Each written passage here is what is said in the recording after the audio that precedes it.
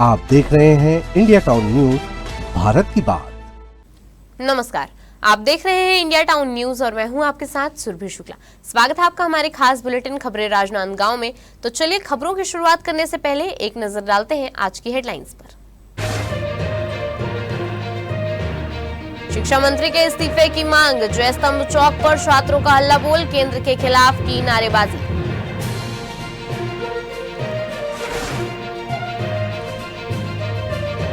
राजनांदगांव में 150 परिवारों की बल्ले बल्ले, परिवारों को मिला मालिकाना हक, 654 गांवों तक पहुंचेगा स्वामित्व।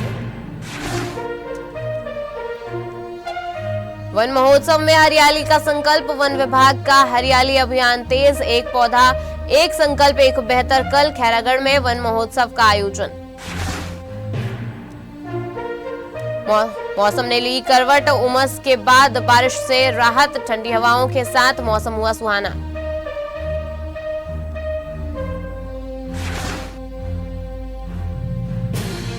डूंगरगढ़ में पट्टा सर्वे शुरू, मालिकाना हक की ओर कदम, 24 वार्डों में पट्टा अभियान।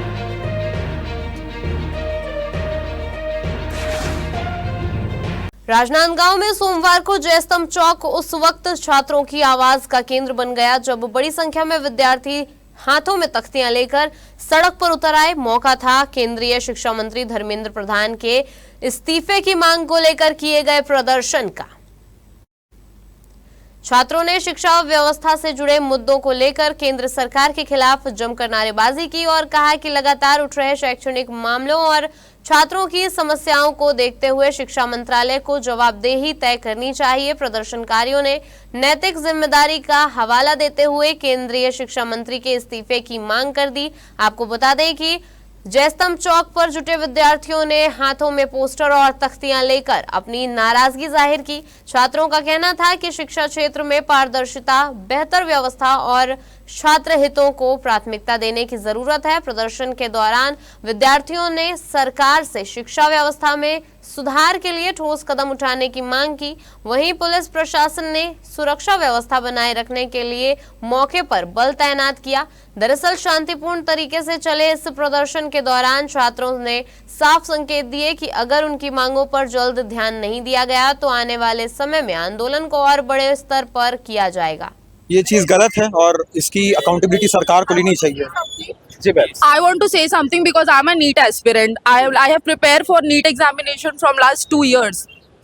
And Dharmendra Pradhan, you should resign और तुमको resign देना ही पड़ेगा. You know what, 21 students have committed suicide. और गवर्नमेंट को ये लग रहा है कि 21 ये सिर्फ और सिर्फ उनको नंबर लग रहा है। अगर ये चीज़ अभी अगर यहाँ पे स्टॉप नहीं होगा ना, आज के दिन पे 21 स्टूडेंट्स ने कमिटेड सुसाइड, कल के दिन में 50 होंगे, उसके बाद 100 बच्चे सुसाइड करेंगे। पीसफुल प्रोटेस्ट चल रहा था वहाँ पर, फिर वहाँ पर जो वहाँ की प्रशासन है, वहाँ की जो पुलिस है, सोनम वांगचुक जी को वहाँ से उठा करके लेकर के चले गए, डिटेन कर लिया। हाँ तो बताओ, वही ना, बताओ पीसफुल चल रहा था तो भी वो नहीं चाहते ना। वो चाहते हैं कि देखो हो क्या रहा है, हम यंगस्टर्स अभी निकल गए हैं अपना क्वेश्चन करने के लिए। वो नहीं चाहते कि हम उनको क्वेश्चन करें बिकॉज उनके पास कोई जवाब ही नहीं है।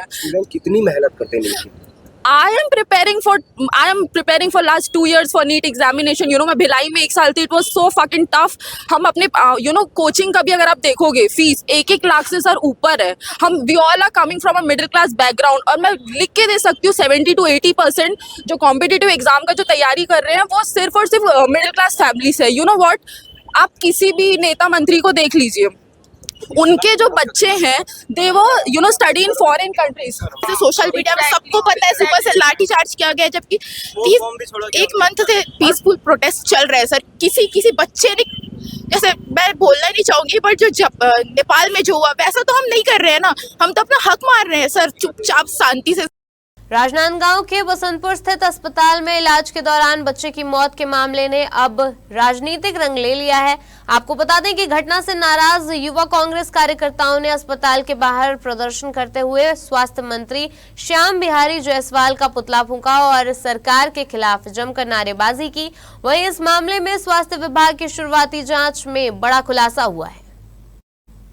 अधिकारियों के मुताबिक प्रसूता महिला की ब्लड ग्लूकोज जांच रिपोर्ट समय पर नहीं मिलने के कारण ऑपरेशन में देरी हुई। जांच में देरी के लिए रात्रिकालीन ड्यूटी पर तैनात 2 लैब टेक्नीशियनों की भूमिका सामने आई है, जिन्हें तत्काल प्रभाव से काम से हटा दिया गया है। स्वास्थ्य विभाग के अधिकारियों ने बताया कि महिला का सैंपल रात करीब 12:47 पर लैब पहुंचा था।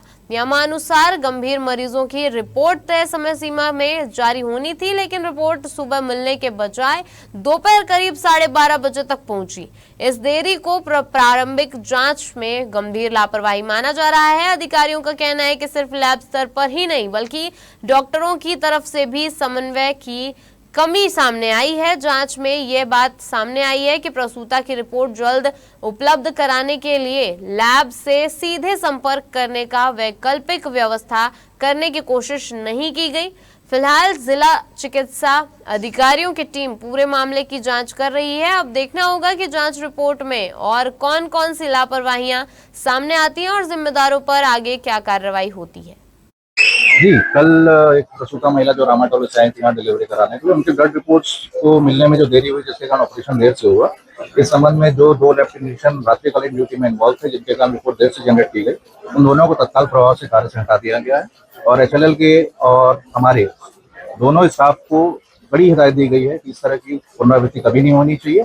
और खासकर जो गर्भवती महिला प्रसूति, उनकी जाँच के लिए जितने भी सैंपल्स आते हैं, उनको TAT के हिसाब से 2 घंटे के अंदर रिपोर्ट सुनिश्चित करें।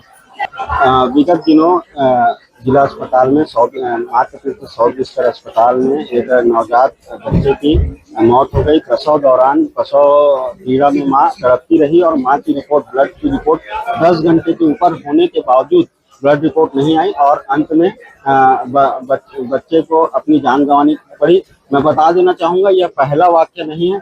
लगातार जिला अस्पताल में हत्याएं हो रही है। मैं इसे मौत नहीं कहूंगा, मैं इसे हत्याएं कहूंगा। और डॉक्टर साहब का क्षेत्र है, लगातार स्वास्थ्य व्यवस्था लचर से लचर होती जा रही है। आज हमने स्वास्थ्य मंत्री श्याम बिहारी टीका जलाया, उसके साथ CM सर का भी टीका जलाए हैं। कल बहुत बड़ी घटना जिला अस्पताल में यहाँ राजनांदगांव जिले में हुई है कि एक बच्चा नवजात शिशु दुनिया में आने से पहले ही दुनिया से चले गया। ये घोर लापरवाही है जिला अस्पताल की, और सबसे बड़ी लापरवाही स्वास्थ्य मंत्री की श्याम बिहारी की, जो 2.5 साल से मुख्यमंत्री स्वास्थ्य मंत्री बने हैं, लेकिन एक बार भी राजनांदगांव जिला अस्पताल में उन्होंने पैर नहीं रखा। देखिए, कल एक बहुत हृदय विदारक घटना हमारे सामने आई, जिसमें प्रसूता यहाँ एडमिट की गई। उसके बाद उसका बच्चा स्वस्थ होने के बावजूद केवल ब्लड रिपोर्ट में देरी होने के कारण और उसके बाद ऑपरेशन में देरी होने के कारण जो है उनकी बच्चे की जान नहीं बचाई जा सकी। तो ये बहुत बड़ी लापरवाही सामने आई है और लगातार इस प्रकार की चीजें जिला अस्पताल में सामने आ रही हैं। अभी कुछ महीने पहले भी हमने जब एक प्रसूता की मृत्यु और उसके बच्चे की मृत्यु का मामला उठाया था, तब भी कार्रवाई हुई थी। मामला ऐसा था कि एक मृत्यु हो गई है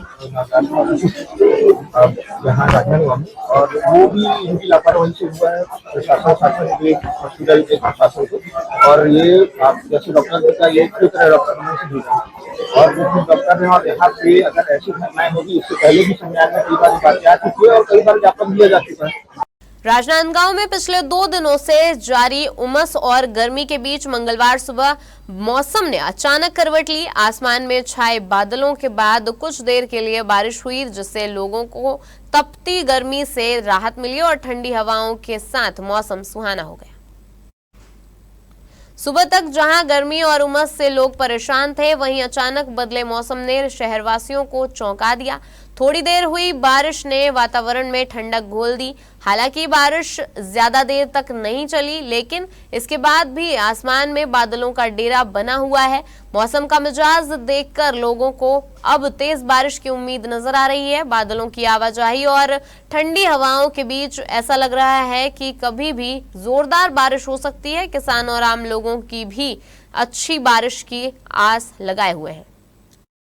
वर्षों से जिस जमीन पर ग्रामीणों का घर बसा था, अब उसी जमीन का सरकारी दस्तावेज उनके हाथों में पहुंच रहा है। छत्तीसगढ़ विधानसभा अध्यक्ष डॉक्टर रमन सिंह ने राजनांदगांव विकासखंड के 5 गांवों के 150 परिवारों को स्वामित्व योजना के तहत प्रॉपर्टी कार्ड सौंपे हैं। आपको बता दें कि यह कार्ड ग्रामीणों के लिए सिर्फ एक कागज नहीं, बल्कि अपनी संपत्ति पर अधिकार की आधिकारिक पहचान बन गया है। स्पीकर निवास में आयोजित कार्यक्रम में ईरा, मनकी, आरला, बांकल और कुसमी गांव के हितग्राहियों को प्रॉपर्टी कार्ड वितरित किए गए। प्रशासन की योजना के अनुसार जिले के 654 गांवों के ग्रामीणों को स्वामित्व कार्ड उपलब्ध कराया जाना है। आपको बता दें कि स्वामित्व योजना के तहत गांवों की आबादी भूमि का ड्रोन सर्वे और डिजिटल मैपिंग कराई गई है। इससे उन जमीनों का रिकॉर्ड तैयार हो रहा है जिन पर ग्रामीण लंबे समय से रह रहे थे, लेकिन उनके पास मालिकाना हक का प्रमाण नहीं था।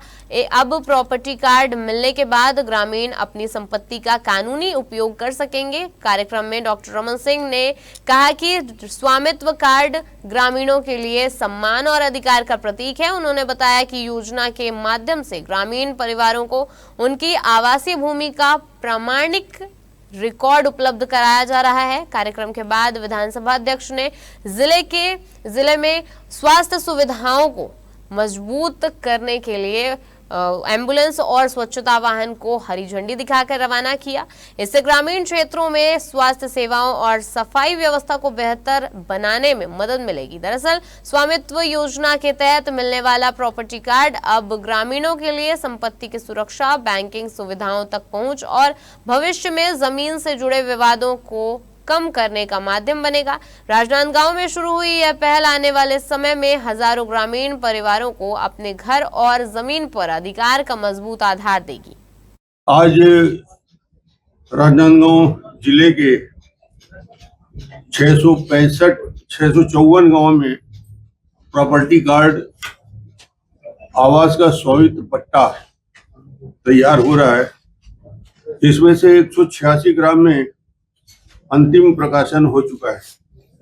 24 गांव के 1283 हितग्राहियों को स्वामित्व कार्ड वितरित किया जा चुका है। ड्रोन के द्वारा हर व्यक्ति की संपत्ति, आप सब जानते हैं कि गांव में जब किसी गांव का नक्शा बनता है तो पूरा आबादी प्लाट को एक खसरे में काट देते हैं। 126 नंबर आबादी, उसमें पूरे आबादी सम्मिलित हो जाते हैं। व्यक्तिगत मेरा मकान, उस मकान का एरिया, लंबाई चौड़ाई, उसके आगे कौन है, पीछे कौन है, दाएं कौन है, बाएं कौन है, उस सारे चीजों का डिटेल नहीं रहता।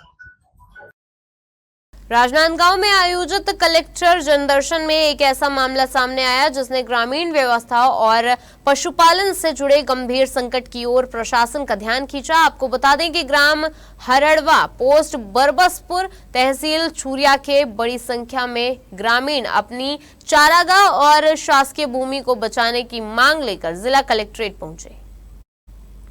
ग्रामीणों का कहना है कि गांव की जिस जमीन पर कभी सैकड़ों मवेशियों की चराई होती थी, आज वही भूमि कथित अतिक्रमण के कारण सिकुड़ती नजर आ रही है।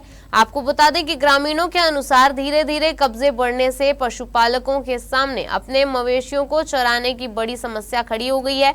ग्रामीणों ने कलेक्टर को दिए आवेदन में बताया कि चारागाह भूमि केवल जमीन का टुकड़ा नहीं बल्कि गाँव की सामूहिक संपत्ति और ग्रामीण अर्थव्यवस्था का आधार है। ग्राम पंचायत हरड़वा ने भी प्रशासन को पत्र सौंपकर बताया है कि शासकीय और चारागाह भूमि पर किए गए अतिक्रमण से ग्रामीणों को परेशानी हो रही है। पंचायत के अनुसार संबंधित लोगों को पहले भी समझाइश दी गई, लेकिन समस्या का समाधान नहीं हो पाया। ग्रामीणों ने मांग की है कि राजस्व विभाग और संबंधित अधिकारियों की संयुक्त टीम मौके पर भेजकर जांच कराई जाए और नियमों के अनुसार कार्रवाई करते हुए चारागाह भूमि को अतिक्रमण मुक्त कराया जाए। सबसे बड़ी समस्या यह है कि पशु चारागाह जो हमारे पूर्वज ने बहुत पहले छोड़ के रखा था, उसे अपने ही गांव के ग्रामीणों ने चारागाह को कृषि भूमि बनाकर अतिक्रमण किए हैं। हम लोग गांव में बैठक करके अतिक्रमण छोड़ने की बात कही, लेकिन उसमें हम लोगों को सफलता नहीं मिला। फिर इसी समस्या को लेकर आज जिला कलेक्ट्रेट पहुंचे हैं ताकि बड़े अधिकारी जांच करें और अतिक्रमण छुड़वाए। आज हमें जिला सीओ के माध्यम से आश्वासन मिला है कि कार्यवाही करेंगे और अतिक्रमण छुड़ाएंगे। हमारे गांव में चारागाह है और अतिक्रमण के विषय में आए थे। चारागाह सर ऐसा है कि हमारे गांव में इतने चारागाह को घेर के रखे हैं कि आज की डेट में ना जानवर तो चराने के लिए जगह नहीं बचा है। आज हम ग्वाले को अगर बोल रहे हैं गाय चराने के लिए तो वो बोलते हैं कि हम कहाँ चराएंगे। इस विषय में हम लोग कलेक्टर महोदय को देने आए थे कि कम से कम वो जगह तो खाली करवाएं। पहली बार आए सर, पहले तहसील तक के गए थे हम लोग, घूमकर तहसील तक के गए थे।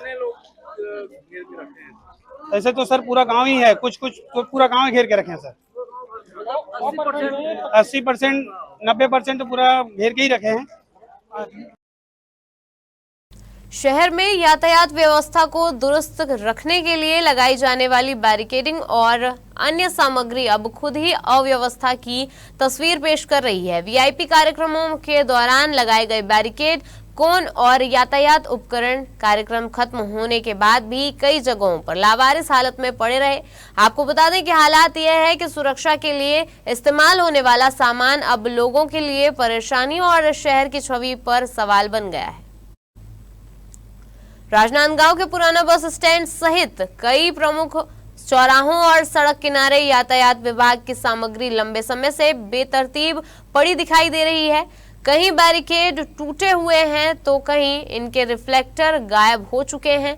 रात के समय ऐसे बैरिकेड वाहन चालकों के लिए खतरा बन सकते हैं। यातायात व्यवस्था को बेहतर बनाने के उद्देश्य से लगाए गए ये उपकरण अब रखरखाव के अभाव में जंग खा रहे हैं। आपको बता दें कि सड़क किनारे पड़े क्षतिग्रस्त बैरिकेड शहर की सुंदरता को भी प्रभावित कर रहे हैं। स्थानीय लोगों का कहना है कि वीआईपी कार्यक्रमों के बाद यातायात सामग्री को निर्धारित स्थान पर वापस रखा जाना चाहिए, लेकिन कई बार इसे मौके पर ही छोड़ दिया जाता है। समय बीतने के बावजूद सामग्री खराब होकर अनुपयोगी हो जाती है। अब जरूरत है कि क्षतिग्रस्त बैरिकेड हटाए जाएं, उपयोगी सामग्री को सुरक्षित रखा जाए और इसके लिए एक स्थायी व्यवस्था बनाई जाए ताकि यातायात सुधारने वाली सामग्री खुद अव्यवस्था की वजह न बने।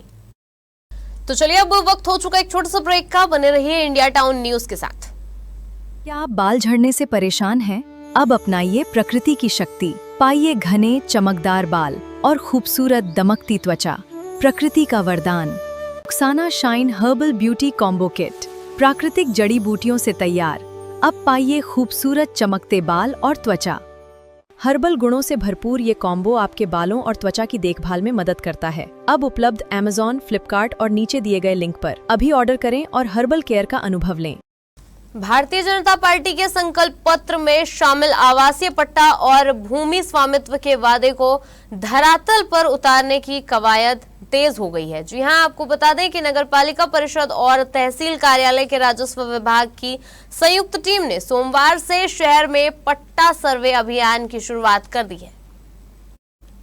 मालिकाना हक की राह देख रहे लोगों को राहत देने के उद्देश्य से शहर के 24 वार्डों को 3 हिस्सों में बांटकर सर्वे की जिम्मेदारी अलग अलग टीमों को सौंपी गई है। पहली टीम वार्ड क्रमांक 1 से 8, दूसरी टीम वार्ड क्रमांक 9 से 16 और तीसरी टीम वार्ड 17 से 24 तक पहुंचकर पात्र हितग्राहियों की जानकारी जुटा रही है। सर्वे के दौरान जमीन और आवास से जुड़े दस्तावेजों की जांच के साथ मौके की स्थिति का भी आकलन किया जा रहा है ताकि पात्र लोगों को आवासीय पट्टा और भूमि स्वामित्व का लाभ दिलाने की प्रक्रिया आगे बढ़ाई जा सके। आपको बता दें कि अभियान की शुरुआत के मौके पर नगरपालिका अध्यक्ष रमन डोंगरे, भाजपा मंडल अध्यक्ष जसमीत बन्नोवाना सहित राजस्व विभाग की टीम मौजूद रही। दरअसल शहरवासियों के लिए यह सर्वे केवल कागजी प्रक्रिया नहीं बल्कि वर्षों से लंबित मालिकाना हक की उम्मीदों को नई दिशा देने वाला कदम माना जा रहा है। पर्यावरण संरक्षण को लेकर चलाए जा रहे देशव्यापी अभियान एक पेड़ मां के नाम ने खैरागढ़ में भावनात्मक जुड़ाव के साथ जन भागीदारी का संदेश दिया। वन विभाग वन मंडल खैरागढ़ द्वारा आयोजित वन महोत्सव में 25 पौधों का रोपण कर हरियाली बढ़ाने का संकल्प लिया गया। कार्यक्रम में विधायक यशोदा नीलांबर वर्मा सहित जनप्रतिनिधि, मीडिया प्रतिनिधि और वन विभाग के अधिकारी कर्मचारी शामिल हुए। वन महोत्सव में सिर्फ पौधारोपण तक ही कार्यक्रम सीमित नहीं रहा बल्कि उपस्थित लोगों ने लगाए गए पौधों को पेड़ बनने तक उनकी देखभाल करने का संकल्प भी लिया। वक्ताओं ने कहा कि मां जिस तरह अपने बच्चे को स्नेह और संरक्षण देकर बड़ा करती है, उसी भावना से पौधों का पालन पोषण करना होगा तभी पर्यावरण सुरक्षित रह सकेगा। कार्यक्रम के समापन पर वन विभाग ने निःशुल्क पौधा वितरण वाहन को हरी झंडी दिखाकर रवाना किया। आपको बता दें कि विभाग द्वारा भूला टोला, भोरमपुर, गंडई और भाजी डोंगरी नर्सरियों के माध्यम से नागरिकों को निःशुल्क पौधे उपलब्ध कराए जा रहे हैं ताकि अभियान को घर घर तक पहुंचाया जा सके। दरअसल एक पौधा मां के नाम का संदेश अब खैरागढ़ में सिर्फ एक अभियान नहीं बल्कि आने वाली पीढ़ियों के लिए हरियाली की विरासत तैयार करने की पहल बनता दिखाई दे रहा है। छत्तीसगढ़ में स्मार्ट मीटर को लेकर जारी विवाद के बीच राज्य सरकार की नई व्यवस्था ने उपभोक्ताओं की चिंताओं को और बढ़ा दिया है। एक ओर प्रदेश भर में तेजी से घर घर स्मार्ट मीटर लगाए जा रहे हैं, वहीं दूसरी ओर कई उपभोक्ता स्मार्ट मीटर लगने के बाद बिजली बिलों में बढ़ोतरी की शिकायत कर रहे हैं। कांग्रेस सहित विभिन्न सामाजिक संगठनों का आरोप है कि नए मीटर लगने के बाद पहले की तुलना में अधिक बिजली बिल आ रहे हैं, जिससे आम लोगों पर अतिरिक्त आर्थिक बोझ पड़ रहा है। इसी बीच सरकार ने स्मार्ट मीटर की जांच को लेकर नई प्रक्रिया लागू कर दी है। नई व्यवस्था के तहत अगर कोई उपभोक्ता अपने स्मार्ट मीटर की शुद्धता या कार्यप्रणाली की जांच कराना चाहता है तो उसे पहले आवेदन के साथ निर्धारित शुल्क जमा करना होगा। सिंगल फेस कनेक्शन वाले उपभोक्ताओं के लिए 500 रुपए और 3 फेस कनेक्शन वाले उपभोक्ताओं के लिए 1000 रुपए का शुल्क निर्धारित किया गया है। शुल्क जमा होने के बाद ही मीटर की जांच की प्रक्रिया शुरू की जाएगी। सरकार के इस निर्णय को लेकर विपक्ष ने सवाल उठाने शुरू कर दिए हैं। कांग्रेस का कहना है कि जब उपभोक्ता पहले से ही बढ़े हुए बिजली बिलों की शिकायत कर रहे हैं तब मीटर की जांच के लिए उनसे अतिरिक्त शुल्क लेना उचित नहीं है। विपक्ष का आरोप है कि इससे आम जनता पर आर्थिक बोझ और बढ़ेगा। दरअसल प्रदेश के कई जिलों में स्मार्ट मीटर के विरोध में ज्ञापन सौंपे जा रहे हैं और ज्ञापन सौंपे जा चुके हैं और प्रदर्शन और घेराव भी किए गए हैं। इसके बावजूद बिजली विभाग का स्मार्ट मीटर लगाने का अभियान लगातार जारी है। अगर आपके घर में भी स्मार्ट मीटर लग गया है या लगवाने वाले हैं तो आपके लिए खबर बहुत ज़्यादा जरूरी है। मैं भी सुना देवांगन, आपका अपना channel India town news Bharat की बात। लगातार प्रदेश के लोग और विरोधी पक्ष इस विरोध में है कि स्मार्ट मीटर नहीं लगना चाहिए। अन्य कई प्रदेशों में स्मार्ट मीटर के खिलाफ जंग छिड़ी हुई है। वहाँ छत्तीसगढ़ में भी कांग्रेस और अन्य पार्टियों के द्वारा स्मार्ट मीटर के लिए कई ज्ञापन, कई घेराव, कई प्रदर्शन हो चुके हैं। मिली जानकारी के अनुसार 1 तारीख से जहां स्मार्ट मीटर पर रिचार्ज होने हैं वहां एक नई अपडेट और सामने आई है कि 1 तारीख से अगर आपके घर में स्मार्ट मीटर ज़्यादा बिल दे रहा है या ख़राब है या कोई भी दिक्कत है तो आप अगर चेक मीटर लगाने के लिए आवेदन देंगे तो आपको सिंगल फेस कनेक्शन में 500 रुपये चार्ज किया जाएगा, फीस लिया जाएगा। अगर आपके घर में 3 फेस कनेक्शन है तो वहां आपसे 1000 रुपये तक की राशि ली जा सकती है। क्या अब अपना मीटर चेक करवाना खराब है या सही चेक करवाना भी के लिए भी हमको पैसा देना पड़ेगा? अब जो नियम है तो नियम है, 1 तारीख से ये नियम लागू हो जाएगा और आपको अगर चेक करवाना है तो आपको बिजली ऑफिस जा करके एक रसीद कटानी पड़ेगी। उसके बाद आपके घर में चेक मीटर लगाया जाएगा। रोजाना किसानों की मेहनत और अनाज की आवाजाही से गुलजार रहने वाली कृषि उपज मंडी बसंतपुर आज खामोश नजर आई। जी हां, आपको बता दें कि मंडी में अनाज तो पहुंचा लेकिन उसे संभालने वाले हाथ नहीं पहुंचे। आपको बता दें कि रेजा श्रमिकों के सामूहिक अवकाश पर जाने से मंडी की पूरी व्यवस्था चरमरा गई और उपज की नीलामी तक नहीं हो सकी।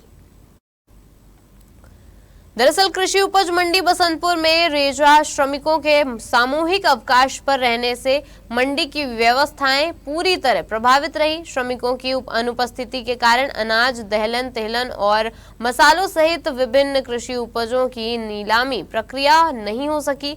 इससे मंडी पहुंचे किसानों और व्यापारियों को परेशानियों का सामना करना पड़ा। आपको बता दें कि सुबह से ही मंडी परिसर में सामान्य दिनों की उपेक्षा कम चहल पहल दिखाई दी, जहां आमतौर पर किसानों, हमालों और रेजा श्रमिकों की आवाजाही रहती है, वहां सन्नाटा पसरा रहा। श्रमिकों के नहीं होने से उपज की उठाई रखाई समेत कई जरूरी कार्य प्रभावित हुए, जिसके चलते किसानों द्वारा लाई गई फसलों की नीलामी स्थगित करनी पड़ी। जानकारी के अनुसार बड़ी संख्या में रेजा श्रमिक पूर्व निर्धारित कार्यक्रम के तहत बस्तर क्षेत्र के भ्रमण पर गए हुए हैं और इसी के साथ इसी वजह से मंडी में श्रमिकों की कमी हो गई है और दैनिक कार्यों का संचालन प्रभावित हुआ। मंडी प्रशासन ने बताया कि श्रमिकों की अनुपलब्धता के कारण नियमित गतिविधियां प्रभावित हुई हैं। कर्मचारियों को केवल आवश्यक कार्यालयीन कार्यों के संचालन की जिम्मेदारी दी गई। प्रशासन ने यह भी माना कि स्वीकृत पदों की तुलना में कर्मचारियों की संख्या कम होने के कारण कार्य व्यवस्था में अतिरिक्त दिक्कतें आ रही है। हालांकि मंडी प्रशासन को उम्मीद है कि रेजा श्रमिकों के वापस लौटने के बाद नीलामी सहित अन्य सभी गतिविधियां दोबारा सामान्य रूप से शुरू हो जाएंगी। वहीं किसानों ने जल्द व्यवस्था बहाल करने की मांग भी की है ताकि कृषि उपज की बिक्री में उन्हें किसी तरह की परेशानी न हो। बीते 4 दिनों से राजनांदगांव के कृषि उपजगंज मंडी में धान खरीदी और यहाँ के तमाम जो कार्य हैं वो प्रभावित हो रहे हैं। तमाम तरीके के कार्य यहाँ पर ठप हो चुके हैं। वो इस वजह से क्योंकि यहाँ काम करने वाले रेजा जो श्रमिक हैं वो लोग बीते 4 दिनों से छुट्टी पर जा चुके हैं, वो भी सामूहिक छुट्टी। जितने भी रेजा कर्मचारी हैं वो लोग बताया जा रहा है कि बस्तर किसी आवश्यक कार्य की वजह से छुट्टी पर गए हैं। बस्तर में कार्यक्रम निर्धारित होने की वजह से रेजा श्रमिक जो है वो 4 दिनों से छुट्टी पर है और छुट्टी पर जाने के बाद यहाँ के जो कामकाज है वो पूरी तरीके से ठप पड़ चुके हैं। तस्वीरों में आप देख पा रहे होंगे धान के जो बोरियां रखाई हुई है वो जैसे के तैसे पड़े हुए हैं और किसी भी तरीके के यहाँ पर काम नहीं हो रहे। साथ ही आपको बता दें कि यहाँ पर मवेशी जो है गाय जो है वो यहाँ पर धान खाने के लिए पहुँच रहे हैं और इससे होने वाली जो नुकसान है वो किसानों और साथ ही साथ जो व्यापारी जो धान खरीदने के लिए व्यापारी आएंगे उन लोगों को काफ़ी गंभीर रूप से इस चीज़ का नुकसान झेलना होगा। शहर में बरसात ने दस्तक दे दी है और इसी के साथ नगर निगम की तैयारियों की भी परीक्षा शुरू हो गई है। आपको बता दें कि लगातार हो रही बारिश के बीच नगर निगम कमिश्नर का कहना है कि बारिश से पहले ही शहर के कई बड़े नालों की सफाई पूरी कर ली गई थी, जबकि कुछ नालों में सफाई का काम अभी भी तेजी से जारी है। निगम कर्मचारियों की टीमें मैदान में उतरकर अधूरे नालों की सफाई में जुटी हुई हैं। अधिकारियों का दावा है कि सफाई अभियान का मुख्य उद्देश्य बारिश के दौरान नालियों का पानी सड़कों पर आने से रोकना और शहरवासियों को जलभराव की परेशानी से बचाना है। कमिश्नर ने बताया कि नालों की नियमित निगरानी की जा रही है और जहां भी पानी निकासी में रुकावट की संभावना है वहां तुरंत कार्रवाई की जा रही है। बारिश के बीच चल रहा यह सफाई अभियान अब शहर के लिए एक तरफ की वाटर टेस्ट की घड़ी बन गई है। आपको बता दें कि जिसमें नगर निगम की तैयारियों का असर जमीन पर दिखाई देगा। शहरवासियों की नजर अब इस बात पर है कि निगम की तैयारी कितनी कारगर साबित होती है और इस बार बरसाती पानी सड़कों की बजाय नालों के रास्ते आसानी से निकल पाता है या नहीं। अभी बरसात के पूर्व जो है सफाई तो हुई है, किसी में 2 चरण 3 चरण की मतलब सफाई रहती है और अभी बीच में काफी पानी गिरा था, अभी रुका हुआ है और हमारे नालियों में पानी भी अच्छे से निकला है, तो उससे प्राकृतिक रूप से भी जो नालियों की सफाई होना चाहिए, जो बहता हुआ पानी बरसाती वो भी हुआ है। और उसके अलावा मैं सतत निरीक्षण कर रहा हूँ, जहाँ पर जिस तरह की कमियां पाई जाएगी उसको हम स्मार्ट तरीके से करेंगे ताकि जो है उसमें और थोड़ा और जो बेहतर कर पाएंगे वो कर सकें। हमारे खास बुलेटिन खबरें राजनांदगांव में फिलहाल इतना ही। अब मुझे दीजिए इजाजत और आप देखते रहिए इंडिया टाउन न्यूज, भारत की बात। नमस्कार। आप देख रहे हैं इंडिया टाउन न्यूज, भारत की बात।